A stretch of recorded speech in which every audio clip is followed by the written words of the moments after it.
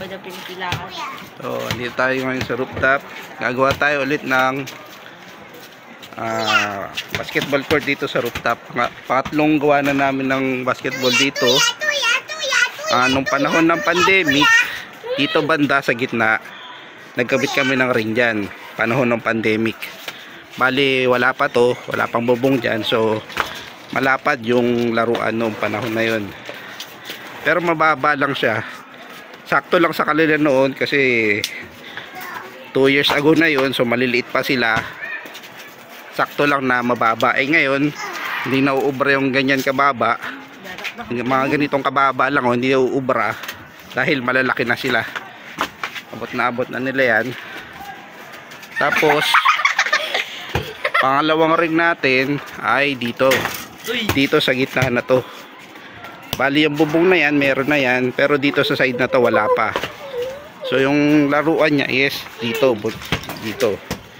At yung kulungan ng kalapati ay doon pa banda. Dito nakalagay yung ring at medyo mataas. Saka yung bola ay kasya yung malaking bola.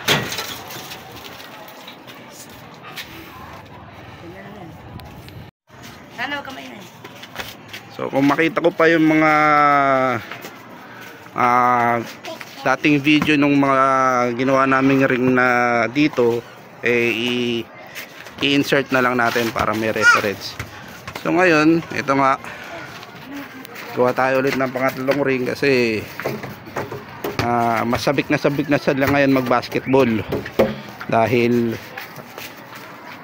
hapit na sila, gigil na.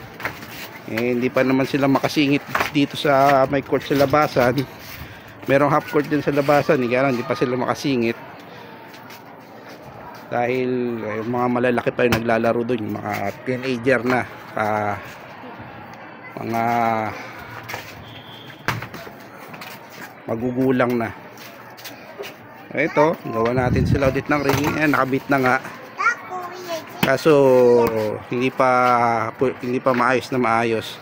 Balang ginawa namin, yung mga dalawang lumang kulungan ng kalapate, pinagpatong lang siya yung magiging sabitan niya.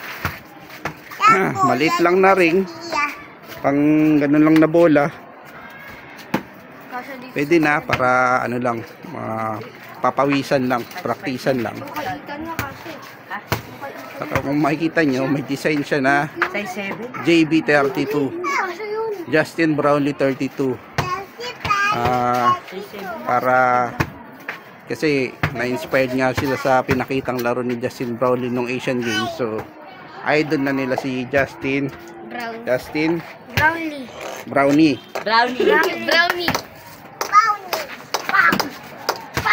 Ang gagawin natin ngayon is i-fix siya kasi tabingi pa Tapos magkakabit tayo ng net dito pang harang para hindi nahuhulog sa yung bola kasi madalas nahuhulog yung bola mula 4th floor. Delikado kung may matamaan. Saka dito rin maglalagay rin tayo ng net dito para iwas din doon kasi ilang beses na rin bukod sa nahuhulog mula sa baba, tumatalbog din minsan diretso doon dyan sa eskwelahan. Hindi na nakukuha yung bola, sayang, bago pa naman yung bolang nakuha dyan, nahulog dyan, hindi na nakuha. Ayan, sige na, sundan nyo na ayusin yan. Sama ko. Akat ka na.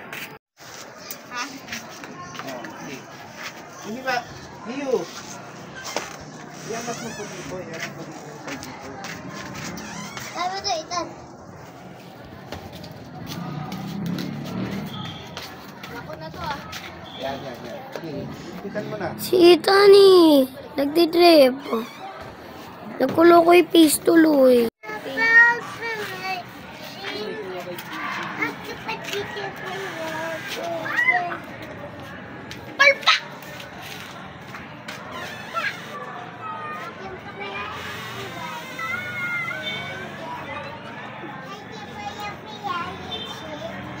Taas mo pa konti dyan, Biyo.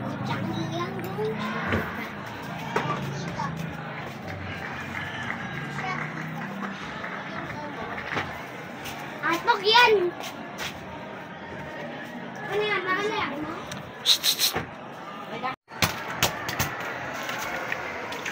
So update, hindi kami nakapag-video habang ginagawa kasi umulan. Ayan o, basa yung sahig. Umulan. Pero tinuloy pa rin namin yan. Naligo na lang sila sa ulan. Nakabit na maayos yung ring. Ito, nilagyan namin ng kulambu dyan para hindi gugulong yung bola. Pupunta dyan sa bubong at dire-diretso na mahulog. Dito naman, ayan, balik kami ng ito yung sa Shopee, kalimutan ko yung tawag dito, yung ginagamit din siya na trapal, pero para lang siya sa araw, hindi sa ulan. Gawa lang siya sa sako yan, kaya hindi siya pwede sa ulan kasi tatagos lang yung ulan. Pang shading lang siya, shade ng araw. 109 yata yung isa. Ang size niya is 1/2 meters. So ay nakabit na namin yung dalawa. May mixing party pa dyan na expose. Meron pa kaming isa doon. So kabitan pa ng isa.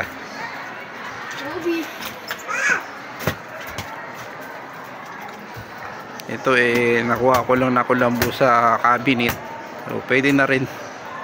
Basta tinali-tali lang namin dyan, hindi na namin pinaganda. At least maserve niya yung purpose niya na harangan yung bola na hindi mahulog. Mira ka nga. Nakit Jonathan.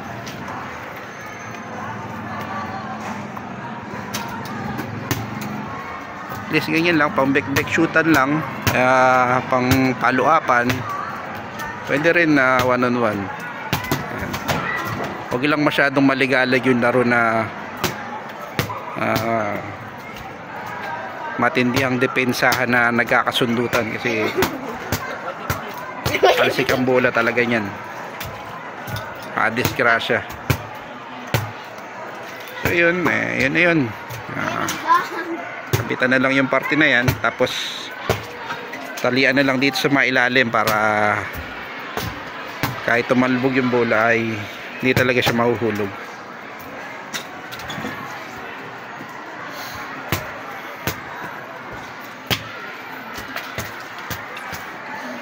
At least pwede nang papawis-pawis lang, jump shot.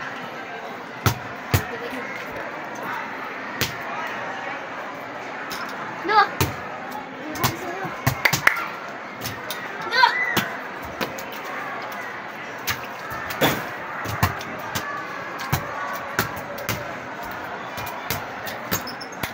Huwag dadakdakan na, lalo na kung nandito yung